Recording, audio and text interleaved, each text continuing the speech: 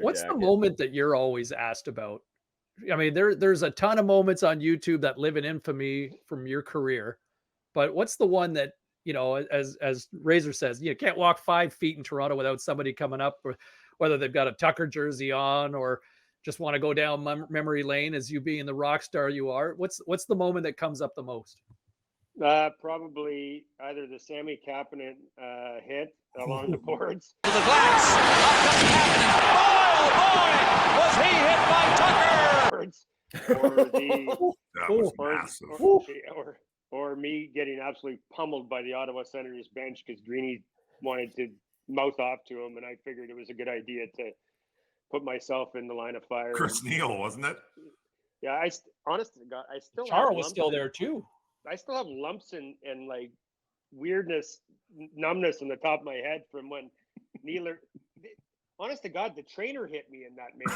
Like, that's how poorly I was disliked in Ottawa. The trainer was teeing off on me. I'm like, how does he get a shot in and not get suspended? And I'm getting 5 games for getting teed off on. I was going to ask you, one of the things I was going to ask is, like, wherever you played, you were loved, and then on certain spots on the road, you were hated, which I think is a sign of a great player. Yes. And I was going to ask, what spot do you think hates you the most? But I think you just answered that with Ottawa. No, it's definitely Long Island for sure. Okay. When I hit Mike Pekka. Right. In the playoffs, I remember going back there for Game 6, and there were signs when I came out for warm up. Tucker, break a neck, your own. I was like, what is happening here? This is trouble. When they blew up that Nassau County Coliseum, it was the happiest day of my life.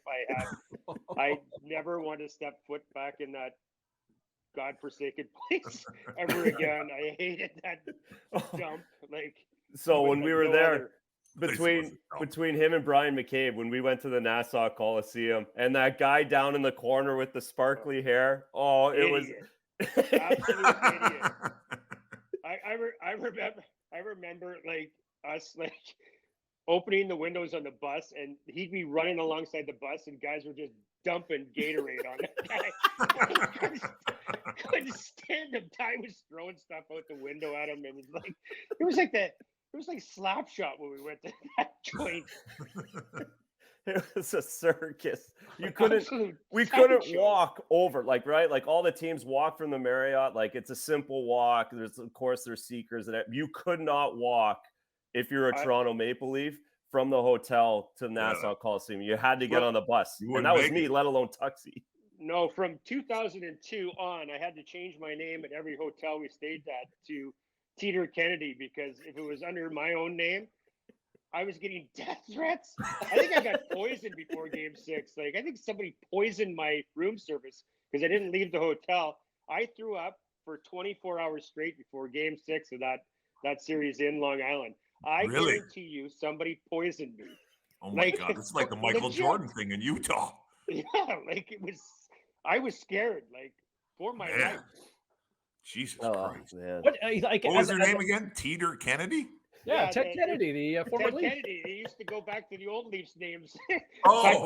Sorry. You're gonna who else used now? Who else used names? Give everyone else some names. Yeah. Oh God, Matt's was still apps. It was crazy. We just used all the old buggers that played before us. And people were calling the hotel. Where's Tucker? I was Teeter. Being a Leaf, membership has its privileges, right? Like, you're obviously afforded opportunities, and the large fan base.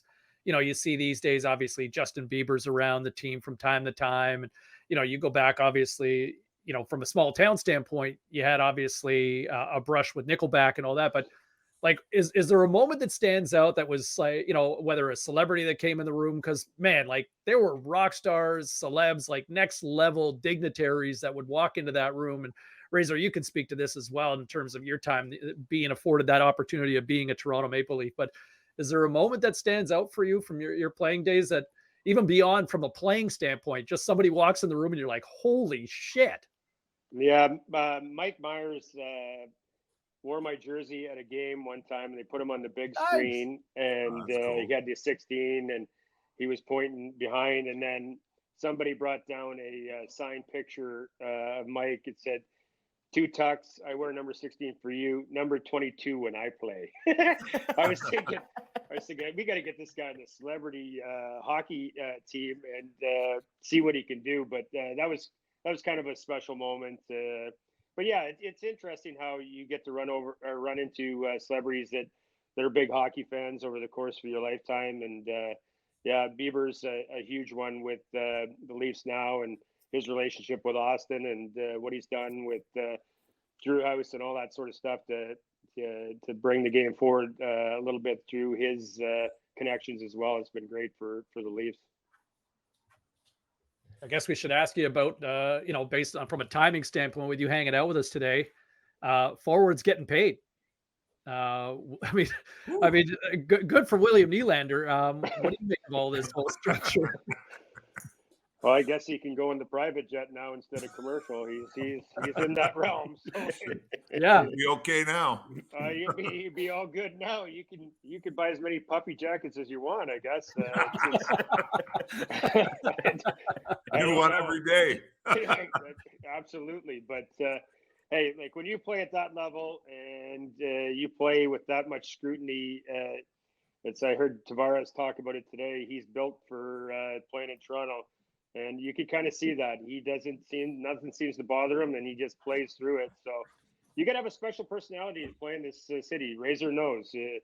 At some point, it's going to come for you, and if you can block it out and continue to play like he has, God bless him, because eventually they come for you. It doesn't matter who you are. You can be Matt Sandin, and they come for you. Well, it took them a long time to come for you, Tuxie. It was like I said, one of the best teammates, and we could literally do this for another. I have there's we didn't even get to Thomas Caberlet or Brian McCabe. Like we could go you and Brian McCabe rooming together. Can we just touch on you and Brian McCabe rooming together, even though everyone could have their own rooms?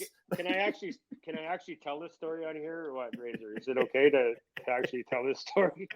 So I think we're able to get our own rooms after 600 games. So Caber comes to me at the end of practice. He's like, "Hey, do you want to just stay together, like keep rooming together? We can go talk to Fergie about it." So he calls this meeting with Fergie. I'm like, okay. So we both go up there, and Fergie's like, "So what's up, boys?" Like Caber's like, "Well, we'd like to stay in our own room together still, but it should give us some benefits back."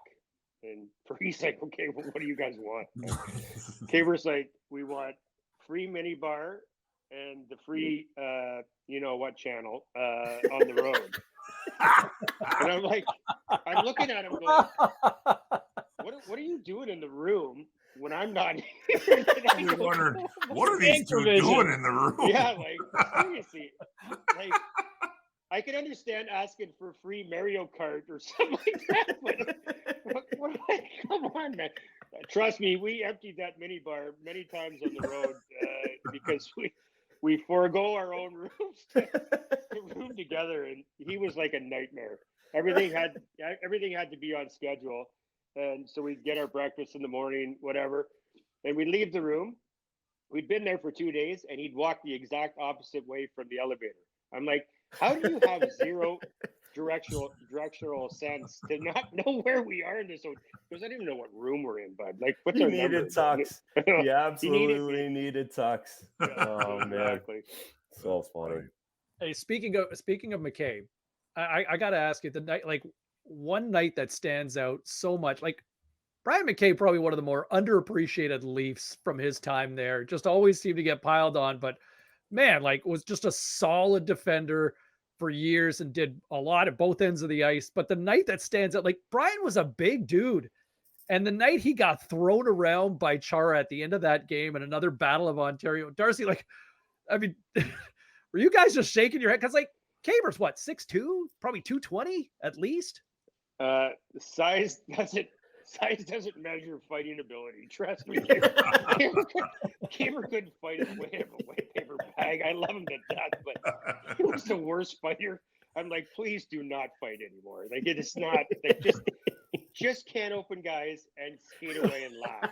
Let Ty do it. Like, we don't need you fighting because it's just there's no use. You just get ragdoll.